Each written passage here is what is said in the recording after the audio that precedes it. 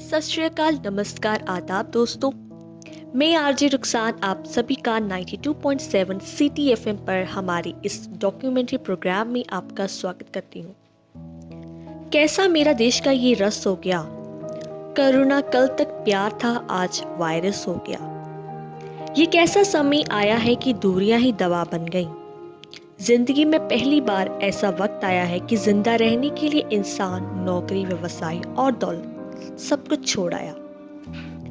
उम्मीद है कि आप मेरी पंक्तियों को सुनकर ये समझ ही गए होंगे कि हमारा ये आज का प्रोग्राम कोरोना महामारी से संबंधित है। इसको लेकर बहुत बड़े बड़े कदम उठाए जा रहे हैं सरकार की तरफ से, ताकि इस पर जल्द से जल्द काबू पाया जा सके और दुनिया में से इसको खत्म किया जा सके।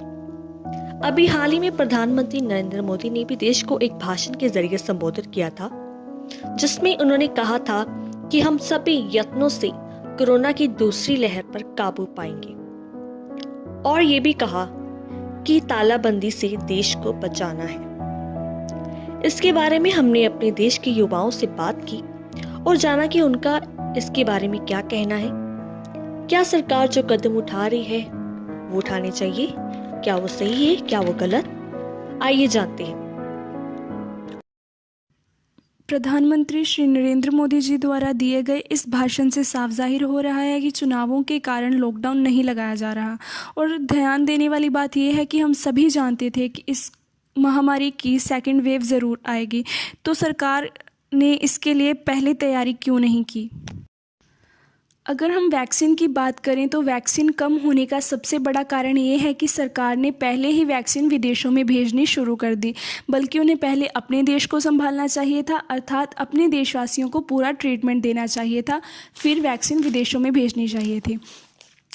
यहाँ पर अभी भी कुछ ऐसे गांव हैं जिन्हें अब तक वैक्सीन नहीं लगी, और ऐसी बहुत सारी जगहें हैं जहाँ पर अभी तक वैक्सीन नहीं पहुँची।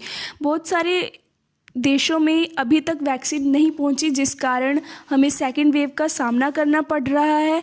और अगर डेवलपमेंट की बात की जाए तो हालात पहले से भी ज़्यादा बदतर हो चुके हैं, जैसे ऑक्सीजन की कमी आना, ब्लड की कमी होना और मरीज़ों के मुकाबले हॉस्पिटल्स में बेड की कमी होना, जिसकी तरफ सरकार को अपना पूरा ध्यान देना चाहिए।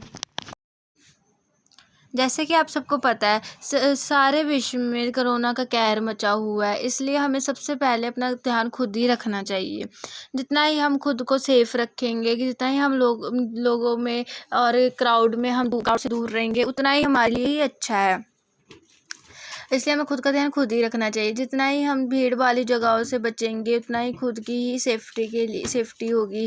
किसी प्रकार का भी लॉकडाउन लगाने से या किसी भी प्रकार का कुछ भी ऐसा लॉकडाउन और कुछ भी बंद करने से ऐसे हमारे देश के ऊपर और हमारे आम जनता, स्पेशली हमारी आम जनता के ऊपर इतना असर होता है। लोगों के काम बंद हो जाते हैं, लोग घर पे बैठ जाते हैं, उनका जो कमाई का साधन होता है वो रुक जाता है।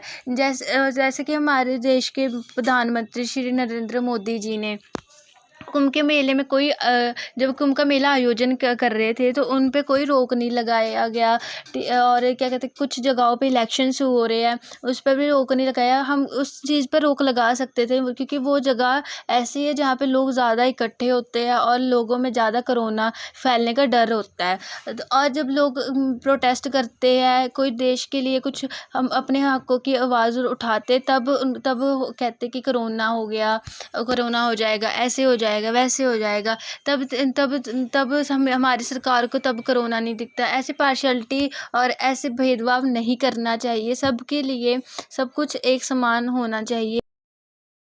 ये बात बिल्कुल सच है कि सरकार को जहां सख्ती आजमानी चाहिए वहां वे आजमाती नहीं है।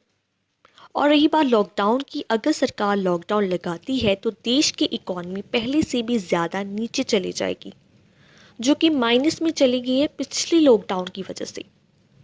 और अगर लॉकडाउन नहीं भी लगाती है तो हेल्थ फैसिलिटीज़ की प्रॉपर व्यवस्था होनी चाहिए, क्योंकि अगर लोग मास्क नहीं पहनेंगे, हाथों को बार बार सैनिटाइज नहीं करेंगे, सोशल डिस्टेंसिंग की पालना नहीं करेंगे, तो कोरोना के फैलने के चांसेस बहुत तेज़ी से बढ़ेंगे। और अभी भी बढ़ रहे हैं। फिलहाल एक ही दिन में 2-3 लाख केसेस आ रहे हैं। सो लॉकडाउन लगे या ना लगे, अपनी सेफ्टी और दूसरों की सेफ्टी का ख्याल हमें ही रखना चाहिए। तभी हम कोरोना से जीत पाएंगे और अपनी ज़िंदगी को पहले की तरह आनंद से जी पाएंगे। आज की हमारी इस डॉक्यूमेंट्री प्रोग्राम में बस इतना ही। मुझे यानी आरजे रुखसान को दीजिए इजाज़त और तब तक के लिए स्टे ट्यून विद 92.7 CTFM।